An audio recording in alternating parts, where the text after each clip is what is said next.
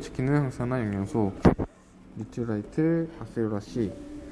아세로라 C는 비타민 C와 함께 아세로라 농축물, 시트러스 추출물, 귤껍질 분말 등 함유한 비타민 C 보충용 제품이고요. 비타민 C는 수용성 비타민 하나로 항산화 작용을 통해 유해산소로부터 세포를 보호하여 우리 몸을 지켜준다고 합니다. 아세로라 C의 키포인트 중 하나는 뭐냐면 항산화 작용으로 세포를 건강하게 보호해주고요. 두 번째로는 하루 600mg 풍부한 비타민 C를 제공해주고요. 세 번째로는 아세로라 농축물과 부원료로 시트러스 추출물 등 풍부한 식물 농축물을 함유하고 있다고 합니다. 자주 물어보는 질문 중 하나가 뭐냐면 비타민 C를 꾸준히 섭취해야 하는 이유는? 이라고 하는데, 비타민 C는 체내 대사 및 산화작용을 부산물이 유해산소가 세포를 손상시키는 것을 막아주는 영양소로 건강 유지에 필수적이라고 하고요. 이러한 비타민 C는 체내에서 합성되지 못하고 섭취 후에도 4시간에서 23시간 내에 배설되어 없어지므로 꾸준히 섭취해주는 게 좋다고 합니다. 비타민 C는 과일과 채소에 들어있는데 특히 감귤류 등과 과일과 녹색 채소류에 풍부하게 함유되어 있다고 해요. 하지만 조리 과정이나 보관 중에 영양소 파괴가 일어나기 쉬우므로 이들 섭취와 함께 건강기능식품으로 비타민 C를 꾸준히 섭취하는 게 바람직하다고 하죠. 자, 여기서 나오는 유해산소가 뭐냐면 이제 호흡을 통해 들어간 산소는 우리 몸 구석구석에 흘러 들어가서 에너지를 만드는데, 에너지는 우리 몸 구성을 하는 이제 세포에서 만들어진다고 해요. 산소가 우리가 섭취한 영양소를 에너지로 바꾸는 역할을 한다고 하고요. 이 과정에서 유해산소라는 것이 발생하게 되는데, 유해산소는 불안정하여 주변의 세포를 공격하고 손상을 줄 수 있다고 합니다. 유해산소에 의해 공격받은 세포는 기능을 잃거나 변질되기도 한다고 해요. 그래서 세포가 생리적 기능을 잃어버린다는 것은 우리 몸의 기능을 유지할 수 없다는 것을 의미한다고 하죠.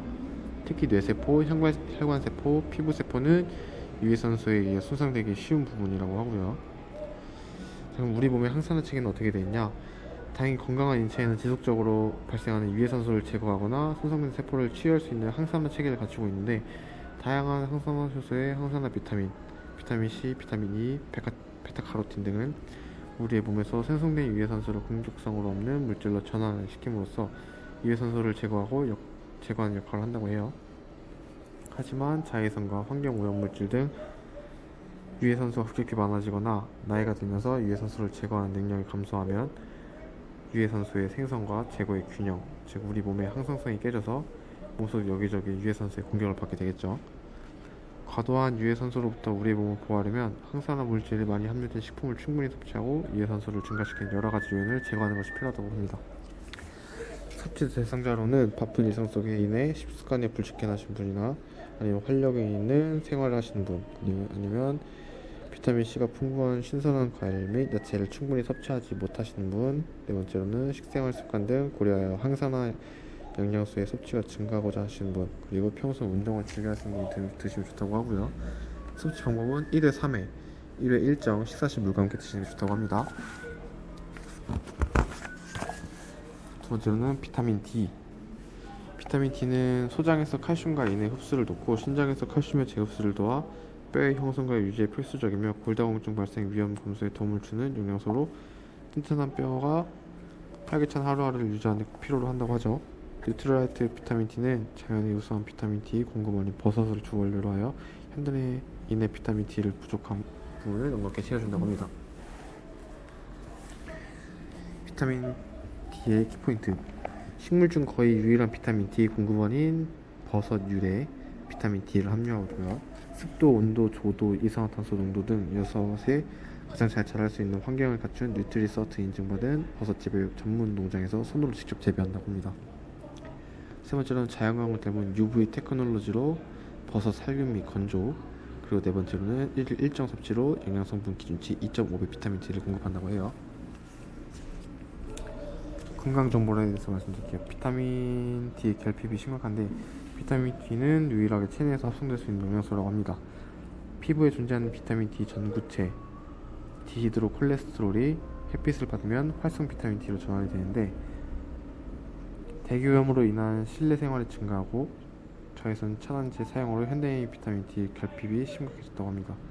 한국인 남성 86.8%, 여성 93.3%가 비타민 D가 부족하다고 해요. 2004년에서 2005년 18개국 55도시 골다공증이 지닌 폐경기 여성 2,589명의 혈중 비타민 D 농도 조사 결과 한국 여성의 비타민 D 농도가 가장 낮은 것으로 보고되어 있다고 합니다. 우리나라 여성의 비타민 D가 고정됐고 햇빛을 통한 비타민 D 공급이 더욱 어려워지면서 비타민 D 결핍률은 해마다 증가하고 있어 충분한 비타민 D 섭취가 요구되고 있다고 해요.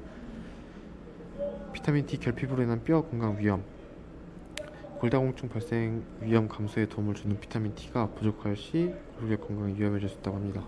건강보험 심사평가원 자료에 의하면 최근 골다공증 환자가 증가하고 있고 특히 30대에서 40, 50대 사이의 증가폭이 커 각별한 주의가 필요하다고 해요. 그리고 식품의약품안전처 비타민 D 1 영양성분 기준치 2배 상향. 이처럼 비타민 D 결핍 증가하자 2016년 식품의약품안전처는 비타민 D 1 영양분 기준치를 2배 상향 조정하여 국민들의 충분한 비타민 D 섭취를 권장하고 있고요. 하버드 대학이 발표한 건강식단 피라미드에서도 매일 운동, 다양한 채소 섭취가 같은 내용들과 함께 매일 멀티비타민과 더불어 추가로 비타민 D 제제를 섭취할 것을 권고하고 있다고 합니다. 섭취 대상자로는 매일 자외선 차단제를 꼼꼼히 활용하시는 분, 학업으로 실내 생활을 주로 하는 성장기 청소년, 실내 업무를 주로 하는 출장인이나 부주부, 폐경기 전후 뼈 건강을 염려하는 여성, 골다공증 발생 위험을 감소시키는 분들이 드시면 좋고요. 섭취 방법으로는 1일 1회, 1회 일정, 식사 시 물과 함께 드시는 게 좋습니다. 이상입니다.